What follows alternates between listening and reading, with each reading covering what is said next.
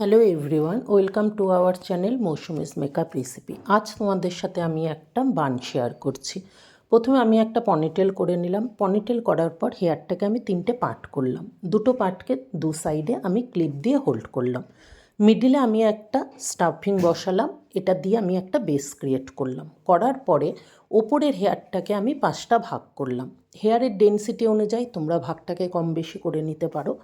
এরপর ভালো করে স্প্রে দিয়ে আমি এরকম একটা টেক্সচার তৈরি করলাম। করার পর আমি সাইডের থেকে একটু করে পার্ট নিচ্ছি, আর ওপরের যেই পার্টগুলো আছে সেটাকে একটার ওপর একটা ঠিক যেরকমভাবে আমি করছি ঠিক এই প্রসেসে পুরো বানটাকে আমি কমপ্লিট করেছি।